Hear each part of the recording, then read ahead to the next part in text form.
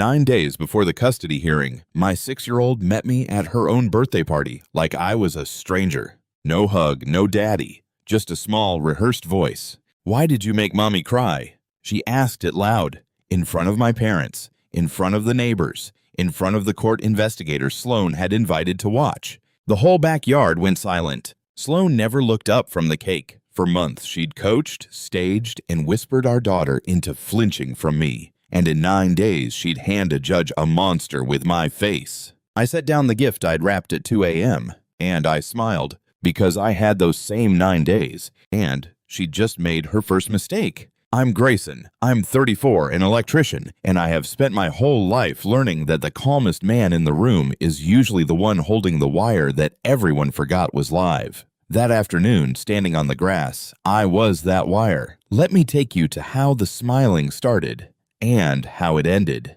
Here is the thing nobody tells you about being erased. It doesn't happen with a slam. It happens with 1,000 small subtractions, so quiet you keep thinking you imagined the last one. Lila stood 3 feet from me in a paper crown, holding her own elbows the way she did when she was scared of getting something wrong. 6 years old, gap in her front teeth, my mother's chin, and she was watching Sloane's face for permission before she looked at mine. I crouched down to her level. I did not defend myself. I did not say, "Sweetheart, that isn't true." I did not do a single thing the investigator with the clipboard was clearly waiting to write down. "Happy birthday, Bug," I said. "I love you the whole sky." That was our thing, the whole sky. I'd said it to her every night for 6 years. In a dark room, my thumb on her forehead. For 1/2 second, her eyes came up and found mine, and something behind them flickered. The real Lila, in there, under all that coaching, blinking like a kid surfacing from a pool. Then Sloan called her name. Soft, sweet, a leash made of sugar. "Lila, honey, come help Mommy with the candles." And my daughter turned and walked away from me without another word. And 30 adults exhaled all at once, and I understood exactly what this party was for. It wasn't a party. It was an exhibit. I straightened up. My father was standing by the fence with his jaw set like poured concrete. My sister Fiona had both hands pressed flat on the picnic table, the way you brace before you say something you'll regret. I caught her eye and shook my head once. Not here, not today. The investigator, a woman named Karen Corrigan, guardian ad litem, appointed by the court to be the child's independent eyes, made a small note and slid her pen away. She looked at me, not with suspicion, with attention. There is a difference, and I would come to owe my whole life to it. I want you to understand something before I go on, because it's the part people always get wrong. I loved Sloan once. I'm not going to pretend she was born a villain, so you'll feel better about hating her. She was funny and quick, and she used to fall asleep in the middle of arguments, which made it impossible to stay mad. We built a little brick house on Chestnut Street in Millbrook, Ohio. We painted a nursery yellow. I wired every outlet in that room myself. Checked everyone twice, because that's what I do. I make sure the thing that could hurt you can't. And then, over the last year, the woman I married started running current through our daughter. We separated 9 months before that birthday party. It wasn't a bomb, it was a slow leak. She said she'd outgrown me. I said okay, because you can't argue someone into loving you, and I would not turn Lila's home into a war zone. We agreed, no lawyers, just us, that Lila would live with Sloan and stay with me every other weekend and 1 night a week. I signed it. I meant it. I thought the worst was behind us. The worst hadn't even introduced itself yet. The first sign came about 4 months in on a Friday pickup. Lila climbed into my truck, buckled herself, and stared out the window the whole drive. When I asked what was wrong, she said in a flat little recording of a voice, "I'm not supposed to have too much fun at your house. It makes Mommy sad." I almost drove off the road. Not supposed to. 6-year-olds don't talk like that. They don't have a policy on fun. Someone had handed her that sentence, the way you hand a kid a note to give the teacher, and she was just delivering it, word for word from a mouth that wasn't hers. That was the first time I heard it, the voice under the voice. And once you hear it, you can't stop hearing it. The next weekend, she wouldn't let me hug her at the door, because hugging Daddy too long is how you forget Mommy. The weekend after that, she asked me if I was going to take her away from Mommy forever, her lip trembling, watching me for the reaction she'd been told to expect. Each visit, a little colder. Each visit, a new line she hadn't written. I didn't yell. I want that on the record, because Sloane was betting everything on the opposite. I didn't badmouth her mother. Not once. I would rather have chewed glass, because here's the thing about a kid caught in the middle. Every time you make her choose, you're just proving to her that she has to. So, I chose the boring, invisible, unwinnable thing. I kept being steady. I kept saying the whole sky. I kept her nightlight the exact blue she liked, and I kept a small plastic dinosaur named Rex on the pillow of the bed she barely got to sleep in anymore. Rex mattered. Remember Rex? I gave him to her the day she was born. A $2 blue T-Rex from the hospital gift shop, because I panicked and it was the only toy on the shelf that wasn't pink. She'd loved him stupidly, completely for 6 years. He went everywhere. He had opinions. He'd survived the washing machine twice. And, about 2 months before the party, Rex stopped coming to my house. I asked her where he was. She looked at the floor. Mommy says Rex lives at Mommy's now, so I don't get confused about my real home. That's when I stopped telling myself I was imagining it. That's when I called a lawyer. Before I go any further, if this is already sitting heavy in your chest, if you know exactly the sound of a kid reciting someone else's cruelty, do me a favor and hit that like button and subscribe. It helps this story reach the people who need to hear how it ends. And tell me in the comments where you're listening from and what time it is where you are. I read every single one. It reminds me the world is bigger than one small courtroom in Ohio. Now, back to that phone call, and the countdown I didn't know had already started. The lawyer's name was Ruth Bellow, 61, reading glasses on a chain, an office that smelled like old coffee and older paper. She listened to me talk for 20 minutes without interrupting. Then she took off the glasses. Mr. Calloway, I'm going to tell you 2 hard things. I braced. The first is that what you're describing has a name. Family courts are finally starting to use it. It's a pattern where one parent slowly poisons a child against the other, using the child as the weapon. It is real, and it is quietly devastating, and judges hate it. And the second thing? The second thing is that it is one of the hardest things on earth to prove. She leaned forward. Because your evidence is a 6-year-old, and the moment you put a scared kid on a stand and ask her to betray the parent she lives with, you lose. Every time. Even when you're right. Especially when you're right. I sat with that. So what do? I said. It wasn't really a question. It was the sound a man makes going under.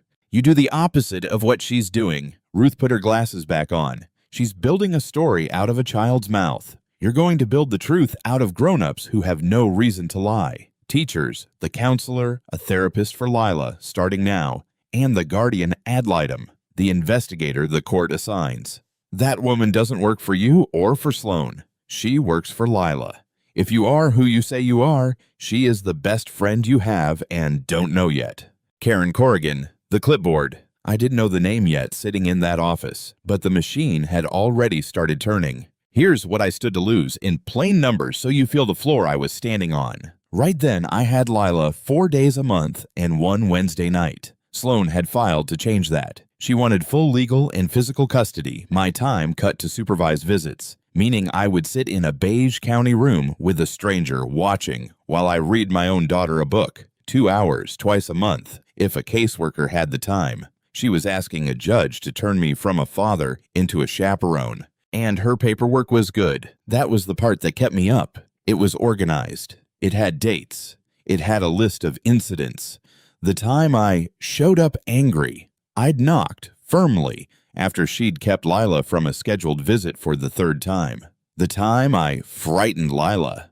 Lila had cried at a drop-off because Sloane stood in the doorway mouthing, "It's okay to be scared," over her head. Every true thing, twisted a quarter turn until it read like a rap sheet. She wasn't lying, exactly. She was doing something harder to fight. She was telling the truth in a costume. "She's smart," Ruth said, tapping the filing. "She's not screaming that you hit anyone. Screaming gets caught. She's whispering that you're cold, that you're scary, that the child is afraid. Whispers harder to disprove. You can't cross-examine a feeling." I drove home to the brick house on Chestnut with the nursery. I still hadn't repainted, and I stood in Lila's room, and I looked at the blue nightlight and the empty pillow where Rex used to be, and for about 10 minutes, I let myself feel all of it. Then I got up, washed my face, and did the only thing I know how to do when a system is trying to burn.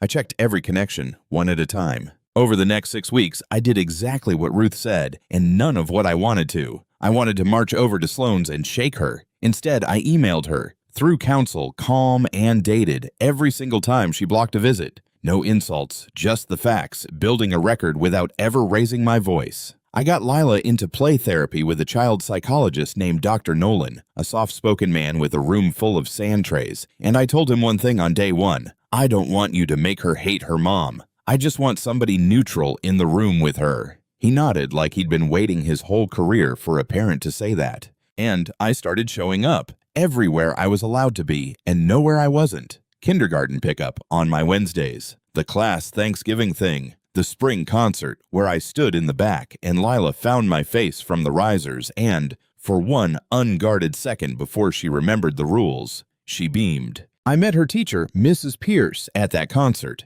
and I met the school counselor, Ms. Hartley, a week later when she called me in.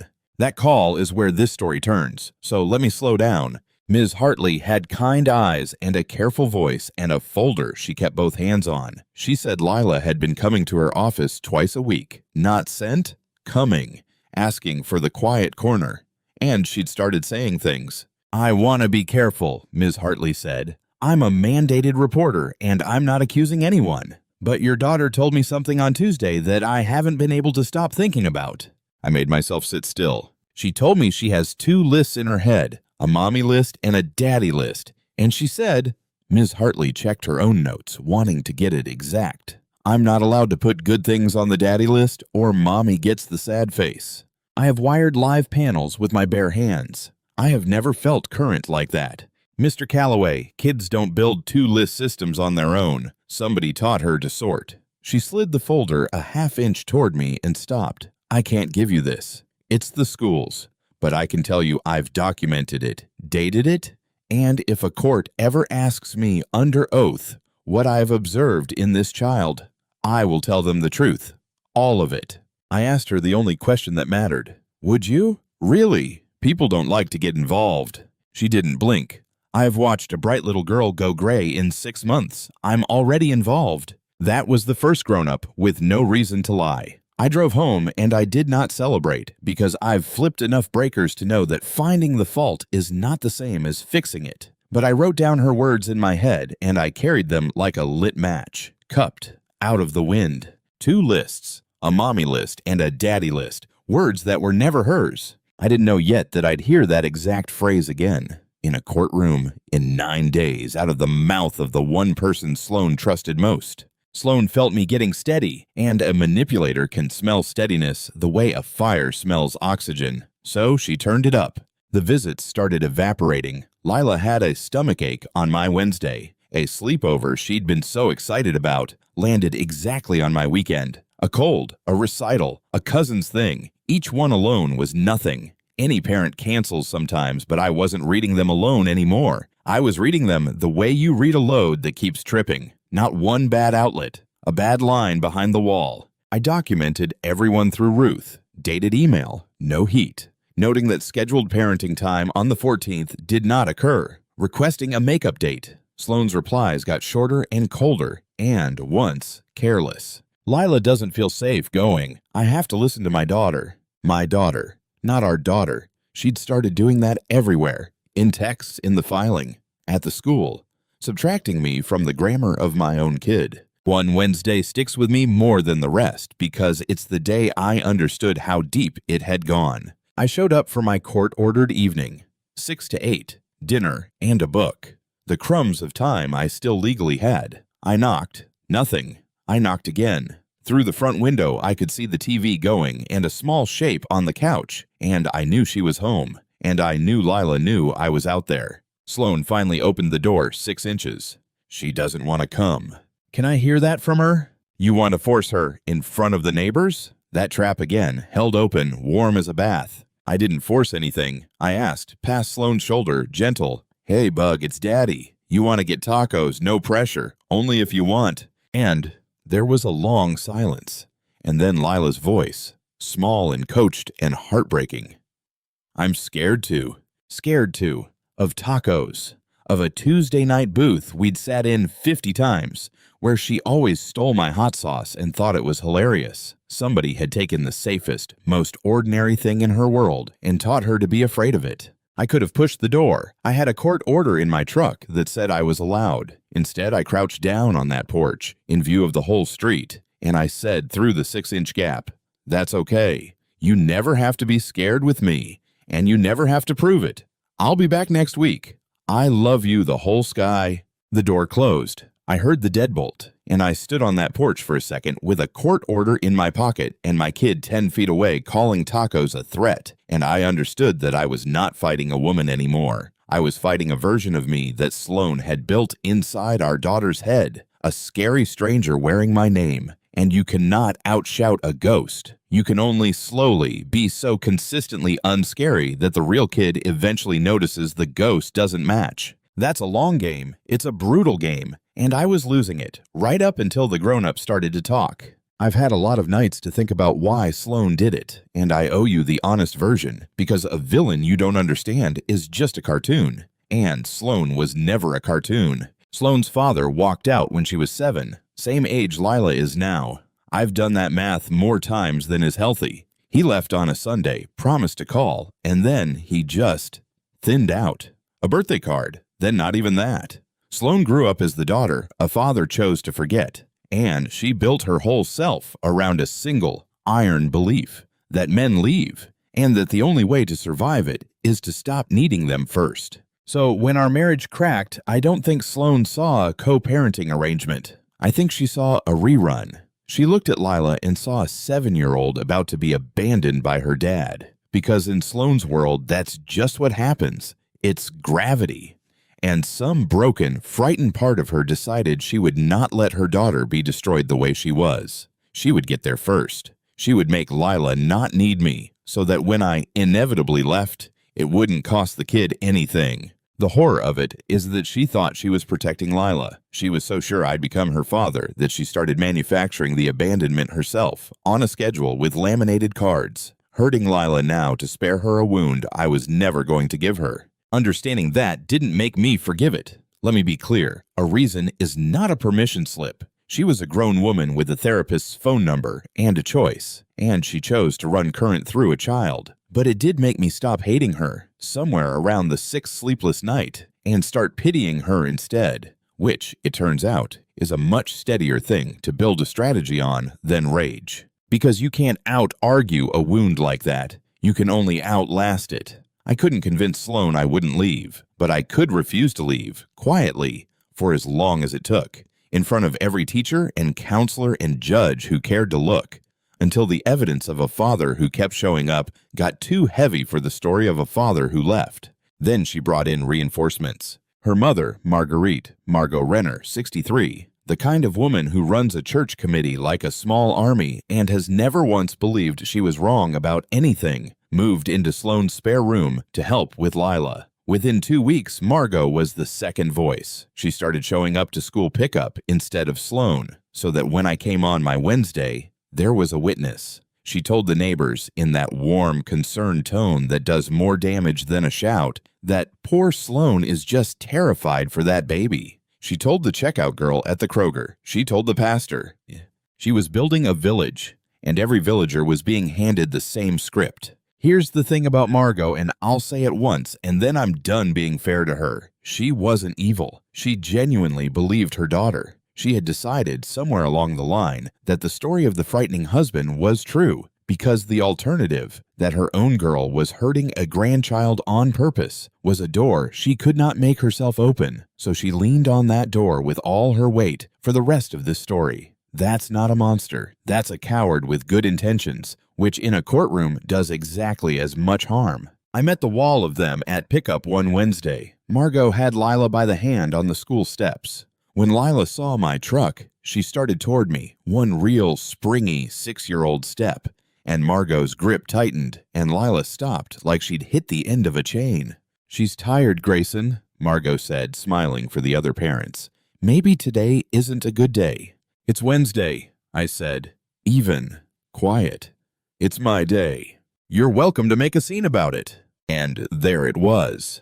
The trap, held open, so warm and polite, waiting for me to be the angry man on the school steps that the clipboard needed me to be. Half the pickup line was watching. My hands wanted to close. Somewhere in my chest, a breaker was humming. I crouched down instead, 10 feet back, giving Lila room. "Hey, Bug, it's okay. You go with Grandma if you want. I'll see you real soon. I love you the whole sky." Lila's mouth wobbled. "The whole sky," she whispered, so quiet only I could catch it, and let Margot lead her to the car. I stood up. Margot's smile had gone thin because I hadn't given her a single thing to write down. I got in my truck and I shook for a full minute before I could turn the key. That's the part they don't put in the movies. Restraint isn't calm. Restraint is a scream with the volume off. Let me ask you something, since you're here in it with me. If someone were slowly turning your own child against you, you knew that fighting back the obvious way would only hand them the ammunition, what would you have done on those school steps? Sit with that a second. Then keep it in mind, because in a few days, a judge is going to ask essentially the same question, and the answer is going to surprise everyone in the room. Then Sloan opened a front I never saw coming. It was a Thursday. I was up on a ladder in someone's crawl space when my phone buzzed with a number I didn't know, and a voice said the 4 words that stop a parent's heart cold. "This is Child Protective Services." Her name was Denise Okafor. Caseworker, calm, professional, exhausted in the way people in that job always sound. She said a report had been filed. Concerns about the child's safety in my home. She had to do a visit. Today.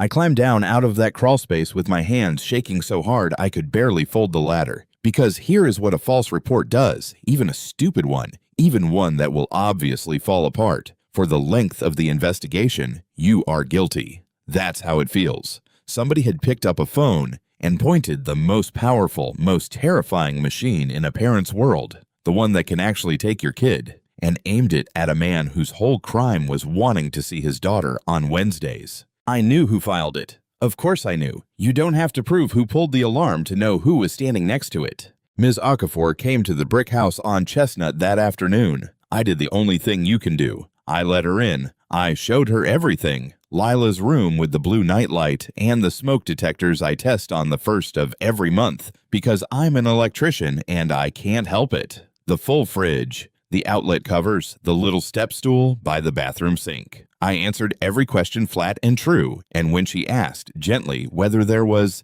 any reason someone might be worried about Lila here, I told her the truth. "Yeah," I said. "There's a custody hearing in a few weeks, and I think somebody wanted a file with my name in it." Ms. Okafor didn't confirm or deny. They never do. But she looked around that clean, safe, painfully child-proofed house, and something in her face changed by a single degree. The look of a professional who has seen the difference between a dangerous home and a weaponized report more times than she can count. She was there 40 minutes. She checked the whole house. She asked to see where Lila slept, what she ate, whether there were guns. There aren't. Whether I drank, I don't. Much. And at the end, she closed her folder and said the sentence I'll be grateful for until I die. "Mr. Calloway, I'm going to be honest, because you've been honest with me. I don't see anything here that concerns me. At all." The report was closed unfounded within 2 weeks. But here's what Sloan didn't think about, because people who use machines against other people never think the machine keeps records. It doesn't just disappear. It leaves a document, a neutral government document with a caseworker's name on it that says, "Investigated, unfounded, no concerns." Another grown-up with no reason to lie, another quiet, load-bearing true thing. Sloan thought she'd fired a shot at me. She'd actually handed me a witness in a state ID badge. I didn't sleep much that month. I'd like to tell you I was some pillar of calm the whole way through, but the truth is I spent a lot of nights sitting in my truck outside my own empty house, and I leaned harder on the people who never once made me perform. My sister Fiona was the first. She's 2 years older, blunt as a hammer, and she showed up at my place the night of the CPS visit with a rotisserie chicken and zero patience for self-pity. "You're going to want to burn it all down," she said, setting the chicken on the counter like a verdict. "Every guy I know would. Don't." She pointed a fork at me. "You keep being the boring one, Grayson. The boring one wins these. I've watched enough of these to know. The loud dad loses the kid. The boring dad gets her back. Then she softened, just once, the way she does maybe twice a year. She's still in there, Gray. I saw her look at you at that concert. They can't get all of her. Not our Lila. And the other one was a man in a room full of sand. Dr. Nolan's waiting room had those tiny chairs in a fish tank and a basket of picture books. I'd sit out there on my Wednesdays, the ones I still had, while Lila did her session, and I got to know it well. One afternoon, Nolan came out early and sat down across from me in one of those tiny chairs, knees up around his ears, a grown man making himself small on purpose so the kids wouldn't be scared of him. I understood that instantly. It was the same reason I crouched 10 feet back at pickups. I can't tell you what she says in there, he said, but I can tell you one thing, because you need it to keep going. He folded his hands. Children who've been coached usually have a wall. Lila has a wall, but she also has a window in that wall, and every session she opens it a little wider, and every single time she opens it, the first thing she does is look for you. He smiled, tired and kind.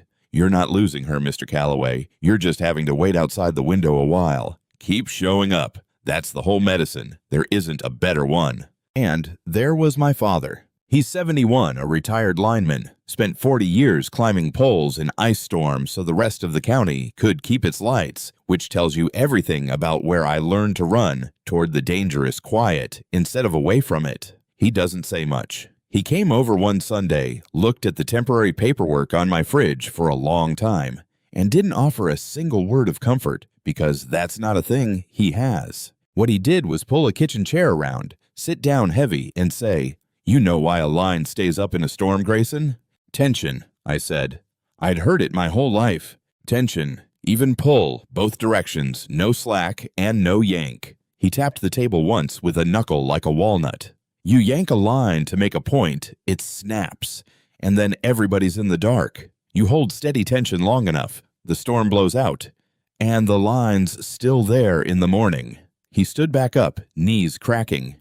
Be the line, not the storm. She's counting on you to be the storm. Don't give it to her. Then he put on his coat and left because that was the entire speech. And it was the best one anybody gave me the whole year. I held on to those three like handholds on a cliff. Fiona, Nolan, and my old man. A blunt sister, a soft-spoken stranger, and a lineman who taught me that the thing holding the whole system up is the part that refuses to jerk. The boring one wins. Wait outside the window. Be the line, not the storm. Keep showing up. So I did, even when it felt like shouting into a room that had been soundproofed against me. Here's a small one, a Tuesday text, the whole exchange, because it shows you her better than a paragraph could. Me, confirming I'll pick Lila up Wednesday at 6 per the order. Sloan, she has a headache. Maybe not a good night. Me, noted, I'll be there at 6. Sloan, why do you always have to make everything a fight? Me, I'm not fighting. I'll be there at 6.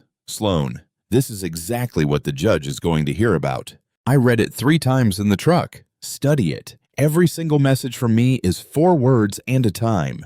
Every one of hers is an attempt to start a fire she could photograph. She wasn't documenting a scary man. She was auditioning for one and casting me in the role and getting frustrated that I wouldn't read my lines. I showed up Wednesday at 6. Lila didn't come out. I texted, "Here, love her the whole sky." And I drove home. No fight.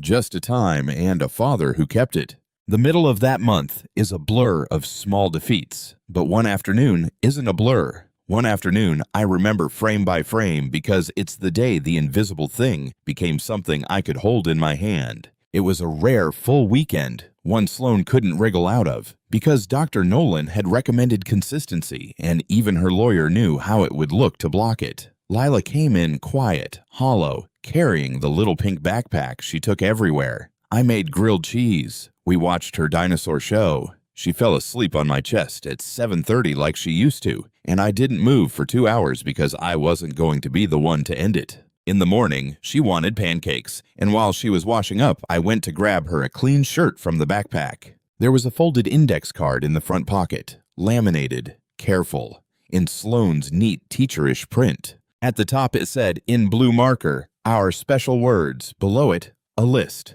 numbered. 1. Daddy makes mommy cry. 2. I feel scared at Daddy's house. 3. I want to stay with mommy. 4. Don't forget to say it, even if the lady is nice. The lady, Karen Corrigan, the guardian ad litem. Sloan had laminated a script for a 6-year-old to recite to a court investigator and slipped it into the front pocket of a Little Mermaid backpack right next to a granola bar and a hair tie. I sat down on the hallway floor. I don't remember deciding to. My legs just stopped. Number 4 is the one that broke me, even if the lady is nice.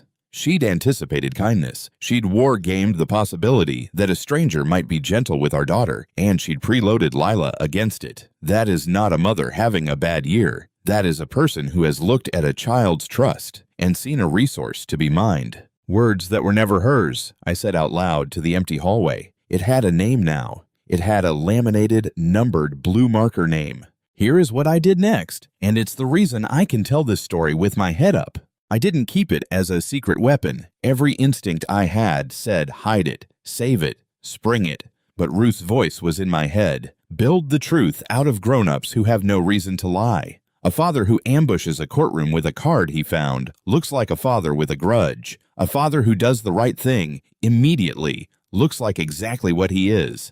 So I photographed this card front and back. I put the original back in the backpack, exactly where it was, because it belonged to the case and not to my anger. And that Monday, I gave the photo to Ruth, who gave it to Karen Corrigan, the one person in this whole mess whose only job was Lila. You could have hidden this, Corrigan said when we met. She was studying me now with something new in it. Most parents would have. It's not mine to hide, I said.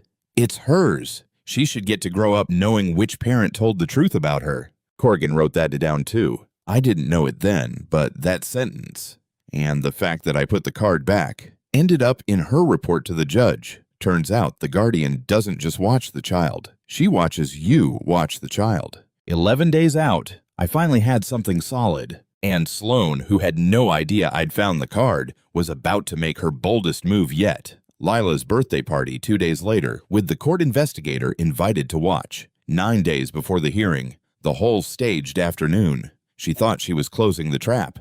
She was actually standing in it. So now you know why I smiled at that party. Not because it didn't hurt, it gutted me. My daughter recited a stranger's cruelty to my face over a sheet cake, and every cell in my body wanted to fall apart on that grass. But I had a laminated card photographed on my phone, and a school counselor who'd already made up her mind to tell the truth, and a guardian ad litem 12 feet away, whose pen never moved when Lila spoke, because Karen Corrigan had heard a lot of 6-year-olds in her career, and she knew the sound of a script when it walked up in a paper crown. I watched Sloan the rest of that afternoon. She was good, warm to the guests, tender with Lila, careful to say things like, "We just want what's best for her," loud enough to carry. She'd built a whole theater and cast herself as the brave single mother, and every time she thought Corrigan was watching her, she performed. And every time she thought Corrigan wasn't, she checked. A quick flick of the eyes to make sure the audience was still there.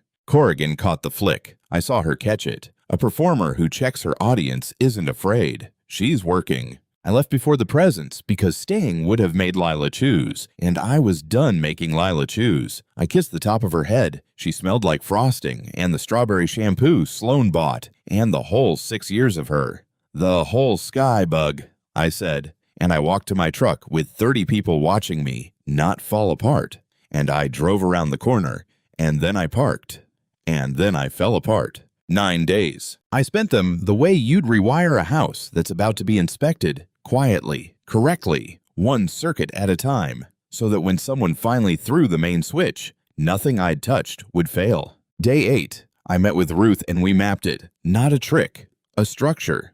"We are not going to attack Sloan," she said. "Juries and judges close ranks around an attacked mother. We are going to do something much worse to her. We're going to be calm and let 3 neutral adults and 1 honest child speak and let her react to that."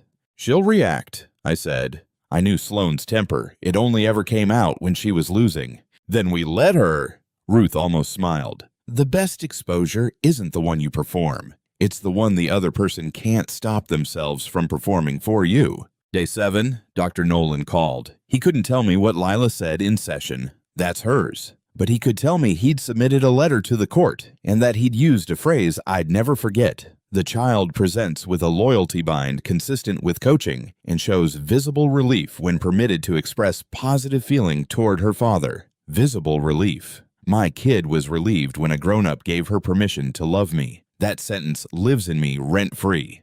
Day 6, Karen Corrigan came to my house. Part of the guardian's job is to see where the child sleeps at each home, so she walked through the brick house on Chestnut with a notebook and that unreadable attention of hers. She didn't small talk. She looked. The nightlight, the step stool, the backup dinosaur on the shelf, the shoebox on the counter, which I explained before she could ask. Letters I wasn't sending because of the order, but was keeping for Lila to read someday. She looked at that shoebox for a long moment. "You're not allowed contact," she said, "but you're writing her every night anyway, and you're not going to send them." "No, ma'am, that'd violate the order." "But you're writing them." "She should get to know I was awake," I said. "Someday. That's all."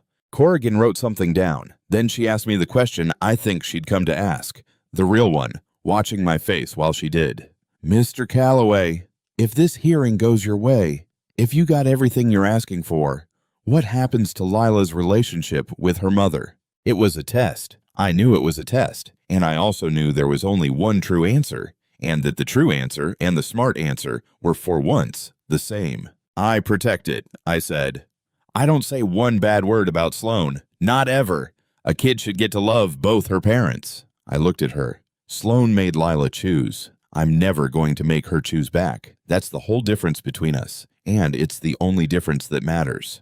Corrigan closed her notebook. She didn't tell me what she'd recommend. Guardians don't, and the good ones especially don't. But she paused at the door, and she said quietly, "In this job, you learn to tell pretty fast which parent is fighting for the child and which one's fighting for the win."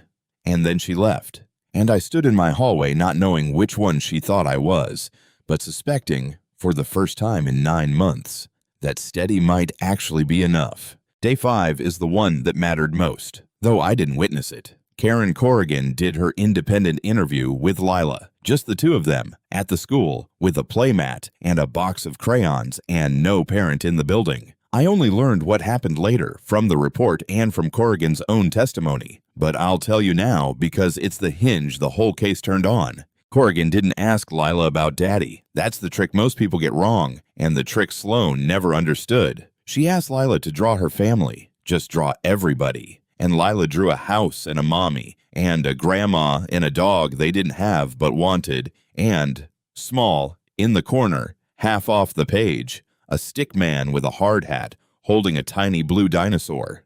"Who's that?" Corrigan asked. And Lila said, "That's my daddy. He fixes the lights so we're not scared of the dark." Then her whole face changed like a cloud crossing it, and she added fast and flat, in the recording voice, "But he makes Mommy cry, and I feel scared at his house." Corrigan gently, not looking up from her own drawing.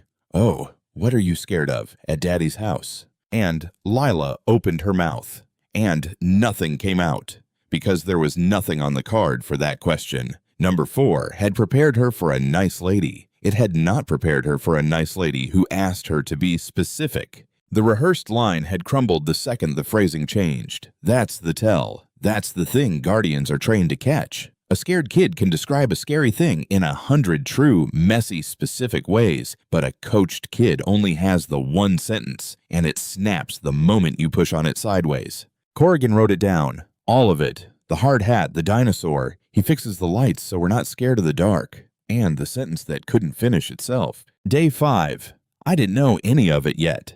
I just knew the hearing was coming, and that I'd done everything a steady man could do, and that it might not be enough, because the law is a machine, and machines don't care who's right, only what's proven. And then, on day 3, Sloan did the thing that Ruth had promised she would. She panicked, because somewhere in those 9 days, Sloan had started to feel it too, the current changing direction. The counselor wouldn't return her calls the friendly way anymore. Dr. Nolan had gone formal. Corrigan had asked her, in a follow-up, a few questions about the words Lila uses, in a tone Sloan didn't like. Sloan could smell the steadiness now, and it terrified her. And a person who has built her whole case on a story starts to improvise when the story stops working. So she reached for the biggest lever she had left. 2 days before the hearing, her lawyer filed an emergency motion for a temporary order suspending my parenting time entirely, alleging that at the birthday party I had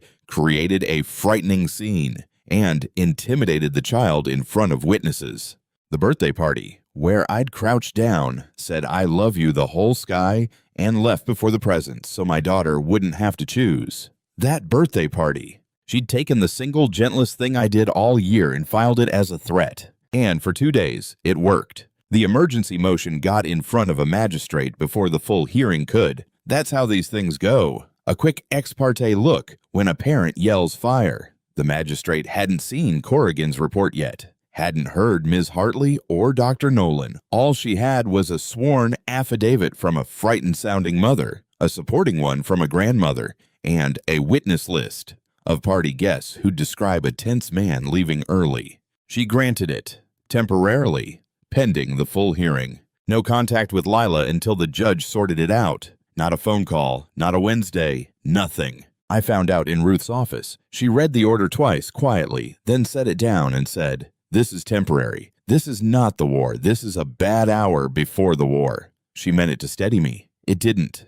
It couldn't. Because what I heard was, your daughter is going to go to bed for the next week thinking you disappeared, and there is a legal document that makes it a crime for you to tell her you didn't. That's the part that nearly finished me, not the losing. The idea of Lila in that yellow room, deciding I'd stopped coming, and Sloan right there, ready with the explanation. "See, honey, Daddy went away, just like Mommy said he might." I drove to Chestnut Street. I sat in the brick house we'd built. I went into her room, and I sat on the floor by the empty pillow, and I did not turn on the blue nightlight, because it felt obscene to have it on with no one there, to be unafraid. I want to tell you, I stayed strong. I didn't. This is the part I'd cut if I were lying to you. I put my back against her little bed, and I cried the way men my age aren't supposed to, ugly and silent, one fist pressed to my mouth so the empty house wouldn't hear it. I thought about every steady, invisible, correct thing I'd done for 9 months, and how it had all just added up to a magistrate signing a paper that erased me anyway. For about an hour, I believed the machine had won. Then my phone lit up with a number I didn't know. "Is this Grayson?" A woman's voice, careful, young. "You don't know me. I mean, you sort of know me. I'm Bree Vaughn. I was Sloane's best friend." I sat up. "Okay. I need to tell somebody something, and I've been sick about it for a month, and I found your lawyer's name on a form Sloane left out, and," a shaky breath, "can I talk to you? Not to trick you. I have to get this off me before that hearing, or I'm not going to be able to live with myself. Remember, back at the party, how I told you Sloane's boldest move put her in the trap instead of me. This is where the trap closed, not with a card I found, with the person Sloane never once thought to worry about. Bree Vaughn had been Sloane's best friend since 9th grade, maid of honor at our wedding, godmother to Lila, and for the last several months she'd been the shoulder Sloane cried on, which meant she'd also been the person Sloane bragged to.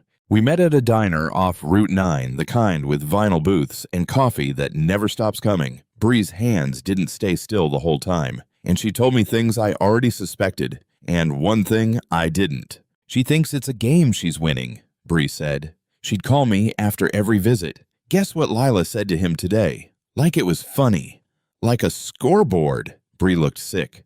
I told myself she was just hurting. People say ugly stuff when they're hurting. But then, a few weeks ago, she showed me this. Bree stopped. She showed me a card, laminated. She'd made it for Lila. She was so proud of it. She said, "This is how I lock it in before the investigator lady." I kept my face flat. Inside, a breaker snapped home. She'd shown the card to Bree. There was a witness to the card who wasn't me. A witness with no reason to lie and every reason not to. "There's one more thing," Bree said, so quiet I had to lean in. "The worst thing." She said, "I'm sorry, I'm so sorry." She said, "By the time I'm done, Lila won't even remember his face, and he's too soft to stop me." Won't even remember his face. He's too soft to stop me. I turned that second sentence over in my hand like a stripped screw. She thought my steadiness was softness. She had mistaken a man refusing to detonate for a man who couldn't. It's the most common mistake people make about quiet men, and it's the last one Sloane was going to get to make. "Will you say all of that?" I asked Bree, under oath, to a judge in 3 days. She was crying now, but she nodded. She used me to hurt a kid I love. Yeah, I'll say it. I want you to understand what that cost, Bree, because it's the part of this story I'm proudest of, and I didn't even do it. Sloan was her best friend of 20 years. Bree was going to walk into a courtroom and end that friendship on purpose, in public, forever, because a 6-year-old she'd promised at a baptism to look after was being quietly dismantled, and she couldn't pretend she hadn't watched it happen. She wasn't getting anything out of it. No custody, no house, no revenge. She was just paying out of her own pocket for a wrong she'd been too slow to stop. I keep thinking about the baptism, she said, wiping her face with a napkin. I stood up in that church and promised. And then I sat on Sloan's couch for a year laughing at her scoreboard. Her voice cracked. I laughed, Grayson, God help me. So no, I'm not doing this to be a good person. I already failed at that. I'm doing it because it's the one piece I can still put back. I didn't try to make her feel better. Some guilt you don't get to talk somebody out of. You just let them carry it somewhere useful. I told her the only true thing I had. Lila's going to grow up knowing her godmother told the truth when it was hard. That's not nothing. That's most of what a godmother is. She laughed, wet and broken, and finished her coffee. And we sat in that vinyl booth a while longer, not saying much. Two people who'd both loved the wrong version of the same woman and were finally putting the little girl ahead of her. I drove home that night, and the empty house was still empty, and the temporary order was still taped to my fridge, but something had changed, and it wasn't the law. It was the shape of the story. Sloan had built her whole world out of the mouths of people she controlled. A child she coached, a mother she convinced, neighbors she charmed. She'd forgotten the one category she couldn't script, the person who loves you enough to tell the truth about you even when it costs them everything. I texted Ruth one line. Sloan showed the coaching card to her best friend and bragged about it. The friend will testify. Ruth called me back in 90 seconds. I have never heard a 61-year-old woman sound so much like a wolf. Grayson, she said, get some sleep. In 3 days, we don't attack her. We just open the door and let her walk through it in front of the judge. Bring Rex.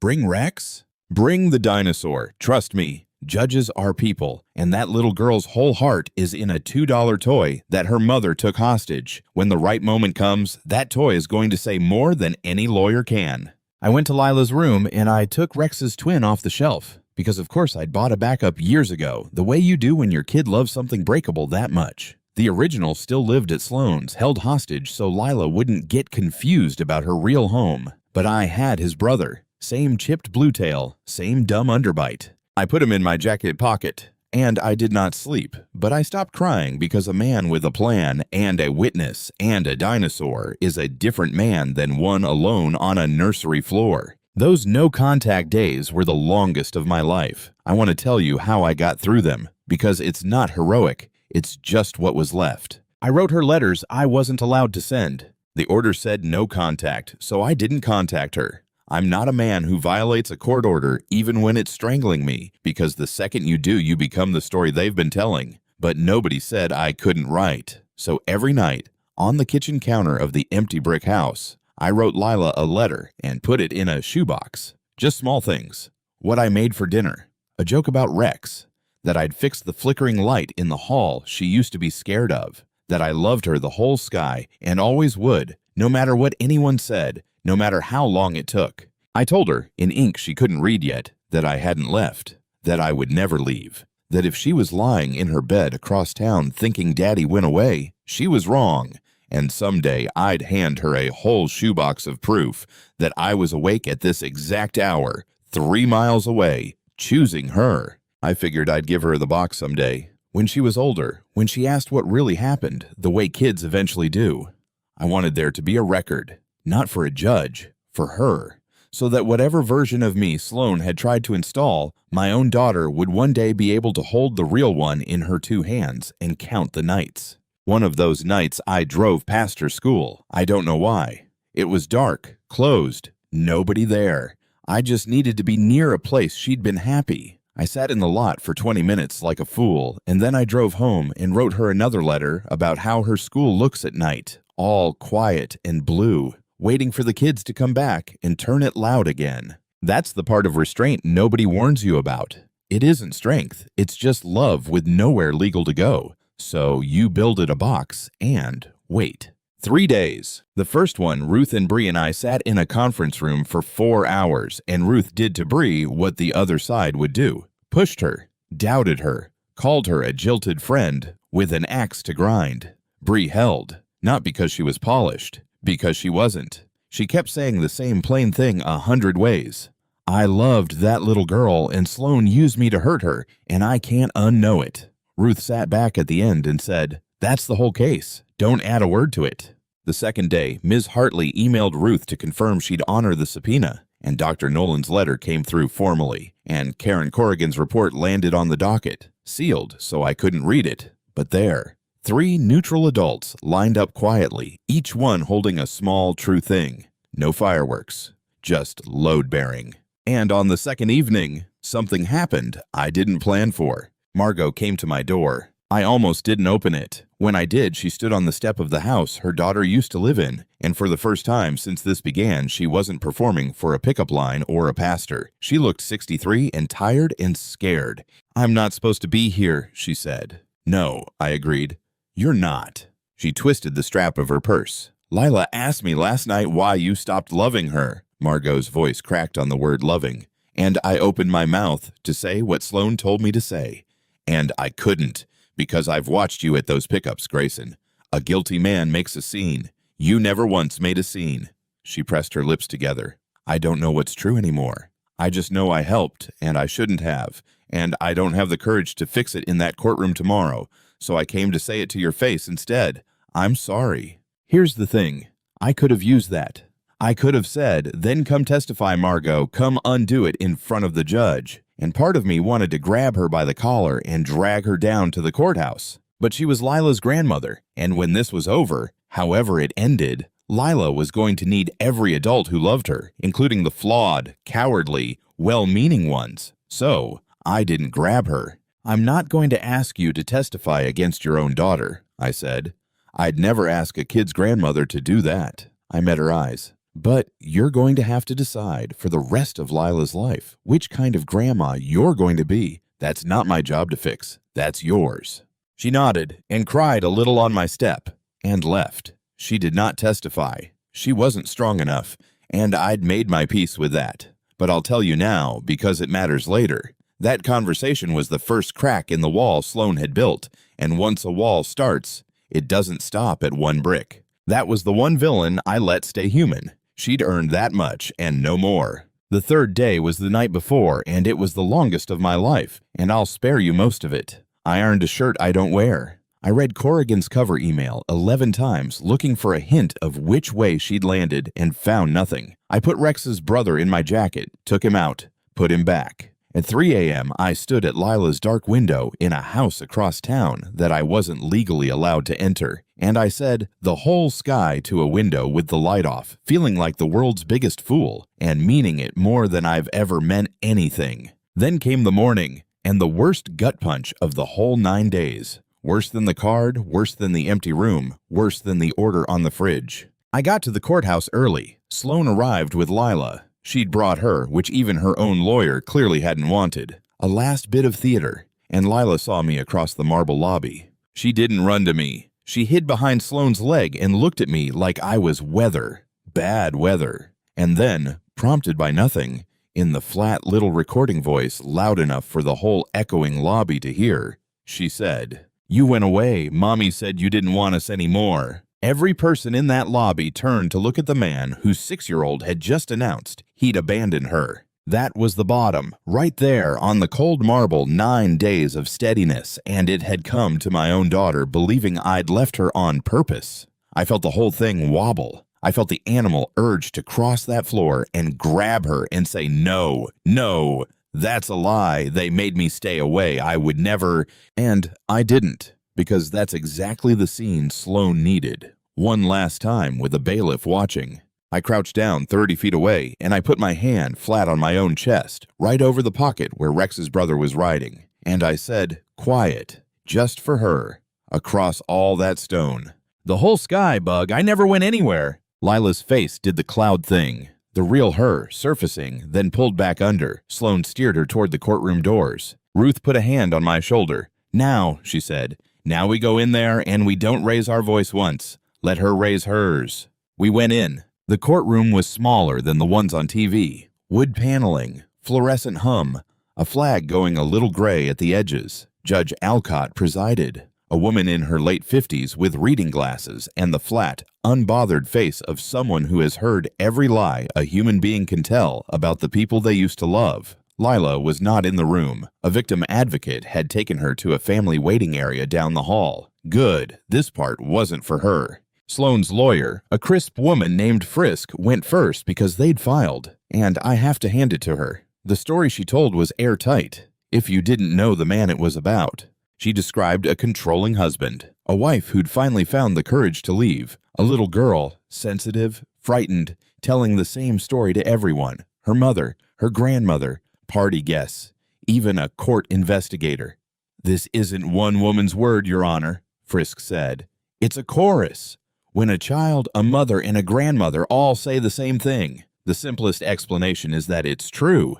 Ruth leaned to me and murmured, "A chorus only sounds like proof until you find out one person wrote all the parts." Then Sloane took the stand. She was extraordinary. I mean that. She cried at the right moments and steadied herself at the right moments and never once overplayed it. Early, she said she was terrified for Lila. She said I'd become cold and frightening. She said the birthday party was the last straw, that I'd loomed and made a scene and scared everyone. I sat still. I did not react. Restraint isn't calm, remember? It's a scream with the volume off. I let her build the whole tower, brick by brick, because Ruth had taught me the one thing about a tower built on a lie. The higher it goes, the less it can survive one honest breath at the bottom.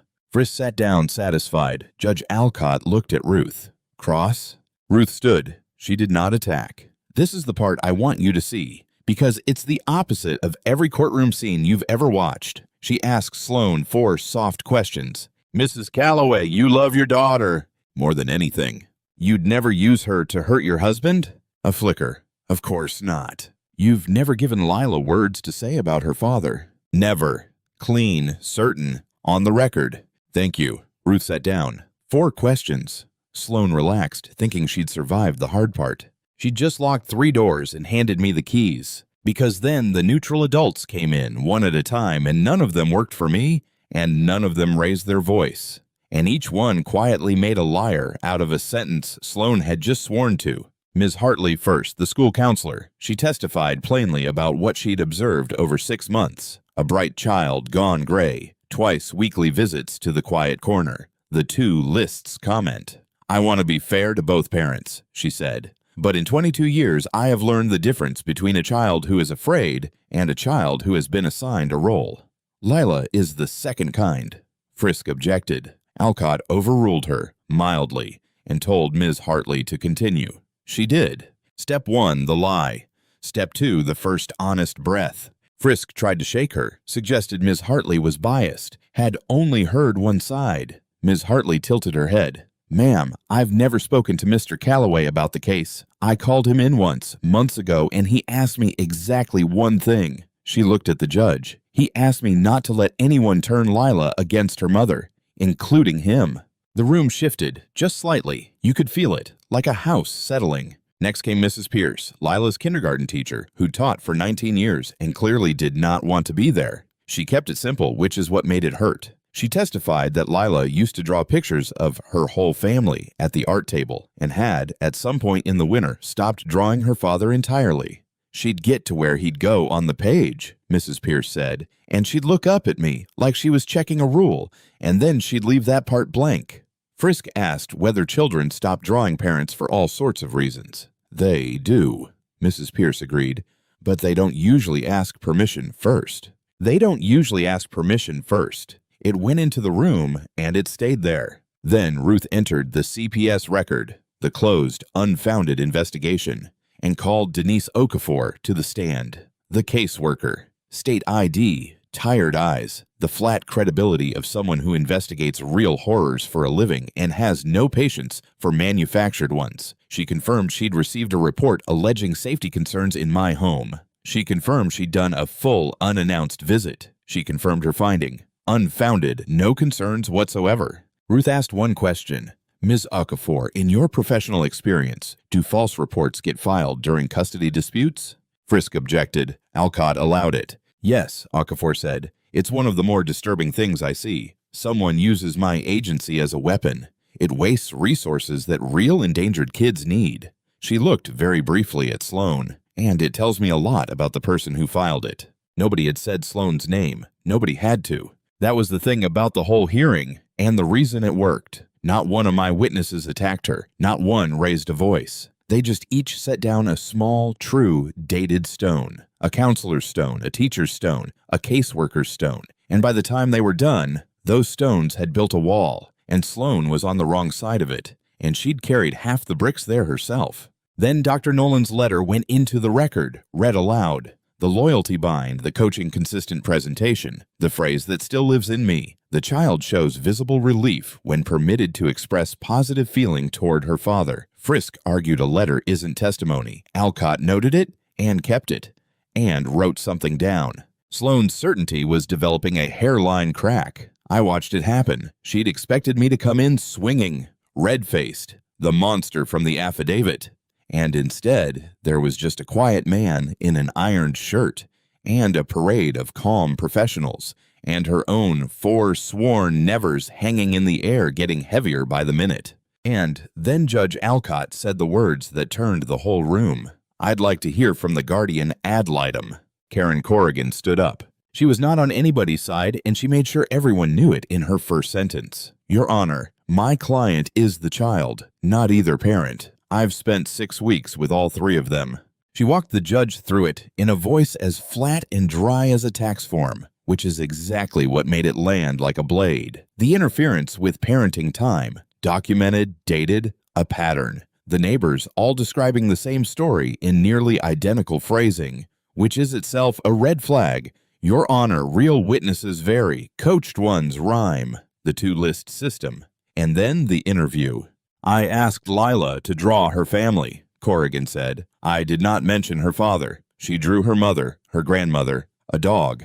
And in the corner, small, half off the page, she drew a man in a hard hat holding a small blue dinosaur. She let that sit. I asked who it was, and Lila said, and I wrote it down verbatim, "That's my daddy. He fixes the lights so we're not scared of the dark. He fixes the lights so we're not scared of the dark. I have installed 1,000 panels so that strangers wouldn't be afraid in their own homes. I never once thought my daughter had noticed. She'd noticed. Under all the coaching, under 9 months of someone else's words, she'd kept one true sentence about her father.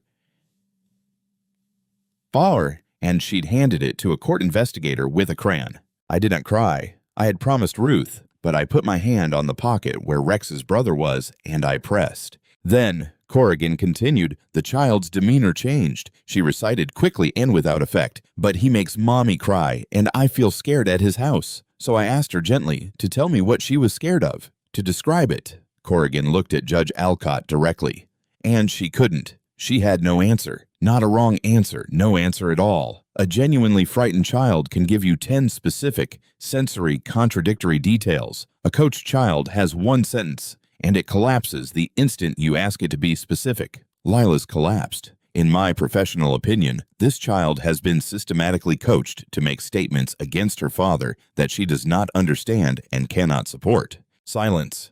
The real kind. The kind where you can hear the flag not moving.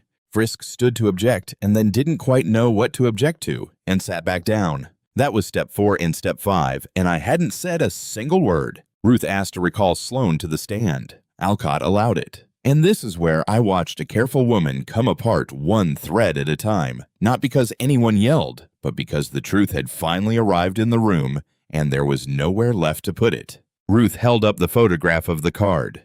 Mrs. Calloway, do you recognize this? No. It's a laminated card. In blue marker, it reads, Our Special Words. Is that your handwriting? A pause a half second too long. I make a lot of cards. I'm a room mom. I make flashcards. Flashcards that say, Daddy makes mommy cry? Ruth's voice never rose. Flashcards that say it, even if the lady is nice. Which lady, Mrs. Calloway? Miss Corrigan is the only lady who's been interviewing your daughter. I don't know what that card is. You testified 20 minutes ago under oath that you had never given Lila words to say about her father. Never. That was the word you used. Ruth set the photo down. Do you want to revise that answer? And Sloan made the choice that people who've lied for a living make when they're cornered. She dug in. That card could be anyone's. He probably made it himself. He's setting me up. He's been building this for months. That's what he does. He's calculated. He's cold. There it was. The affidavit's monster, wheeled out one more time, except now it was arriving as a defense to a piece of evidence instead of an accusation, and everyone in the room could hear the gears turning. Frisk's jaw tightened. You could see her lawyer's brain doing the terrible arithmetic of a client who's stopped taking direction. So your testimony, Ruth said, is that your husband, the cold, calculated man, forged a coaching card in your handwriting, planted it in your daughter's backpack at your house, and then reported it to the court instead of hiding it to spring on you today? Ruth let the absurdity hang. That's a lot of steps for a man you've described as a brute, Mrs. Calloway. Sloan didn't answer. She'd walked into a room with no doors. That was step 3 and step 4, and it was all her own words. I still hadn't said anything. Ruth had taught me that innocent men can afford to be quiet, and I was finding out, in real time, exactly how much that quiet could carry. Then Ruth called Bree Vaughn. Sloan's head snapped around. Whatever she'd prepared for, it wasn't this. Her best friend since 9th grade, her maid of honor, walking up the aisle of that courtroom, not looking at her, and putting her hand on the book. Bree wasn't polished. She shook. She cried twice. And that's exactly why it was unanswerable, because you can rattle an expert and you can spin a document. But a weeping best friend saying, I love that little girl and I can't unknow what I saw is not a thing a cross-examination can touch. She testified that Sloan called her after visits like it was a scoreboard, that Sloan had shown her a laminated card.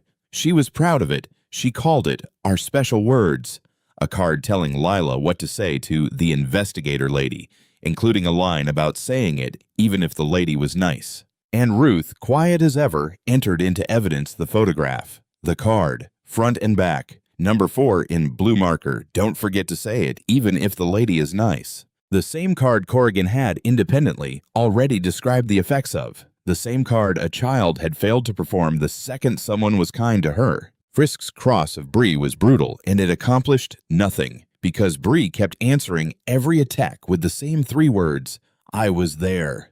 Were you jealous of Sloan? I was there. Are you doing this out of spite?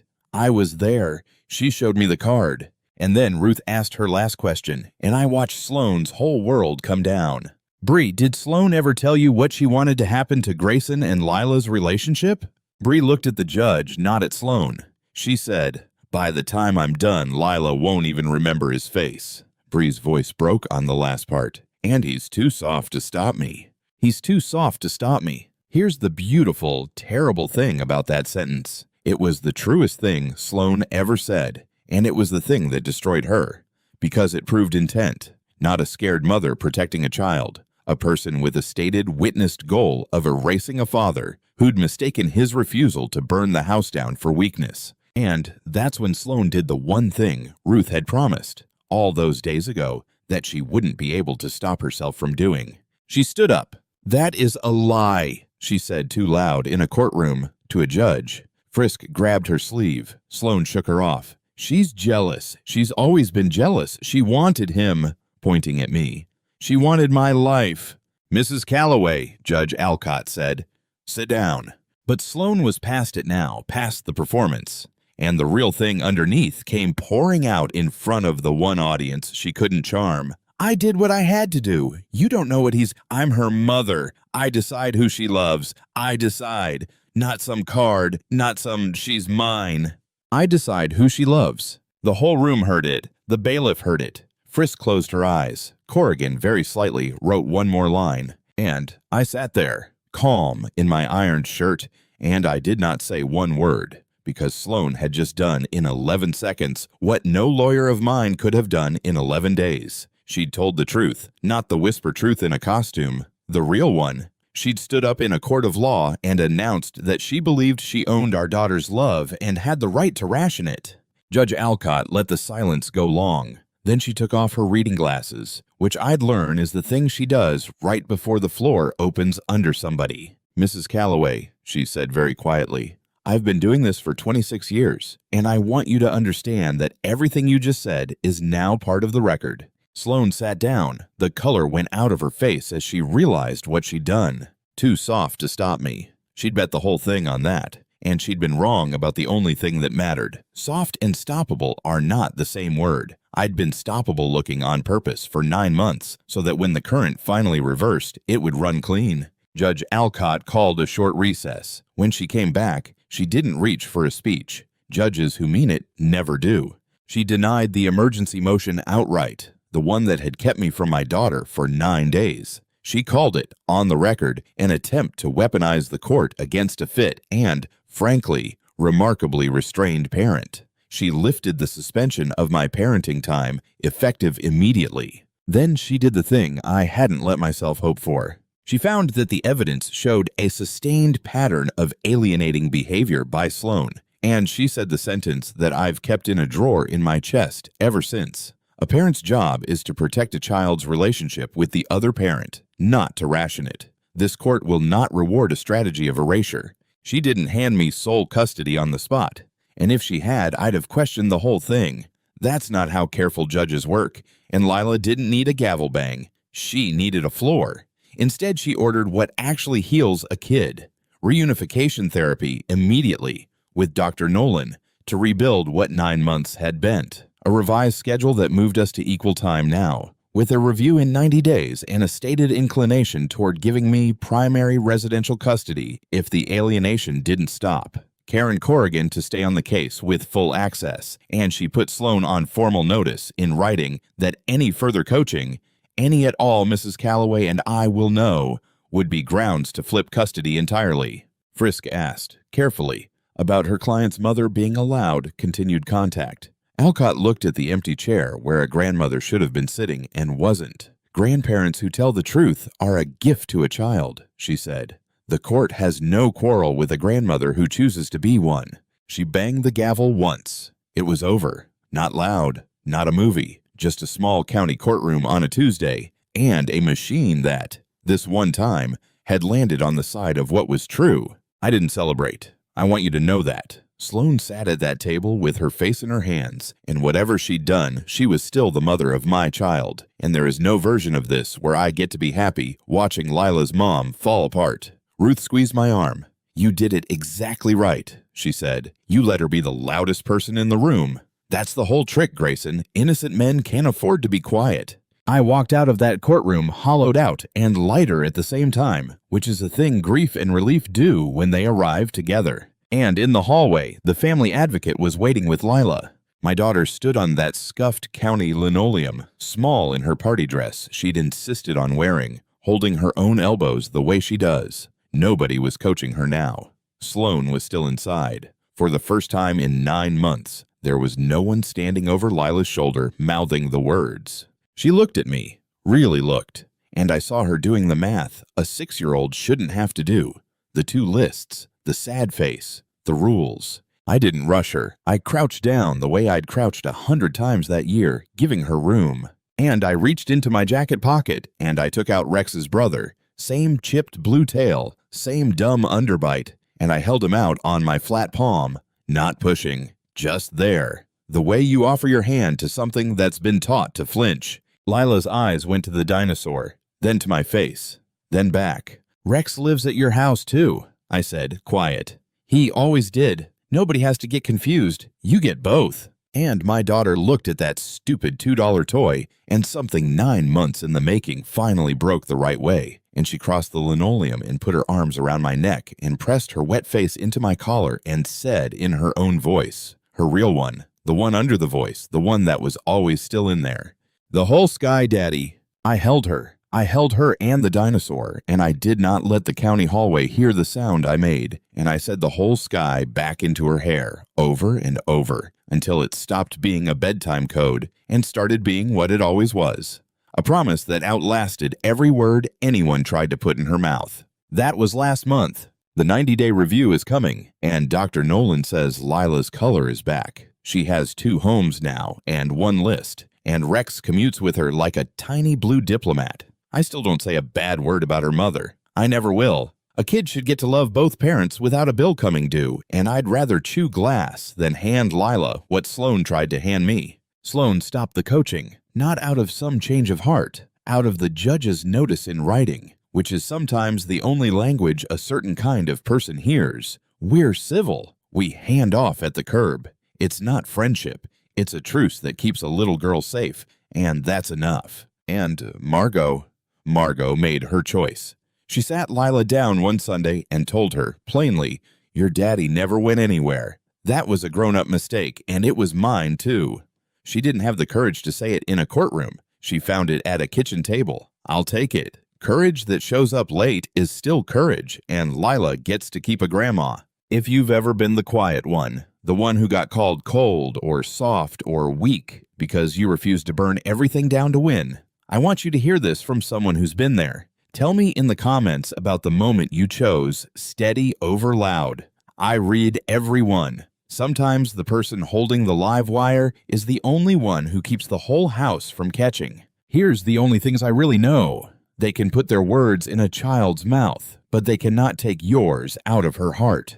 Last night, I tucked Lila into her own bed in the yellow room I finally repainted, with the blue nightlight on and Rex on the pillow where he belongs. She was almost asleep. I put my thumb on her forehead, the way I have for 6 years. "The whole sky," I whispered. And my daughter smiled without opening her eyes and set it back. Not because anyone told her to, because it was hers. It was always hers.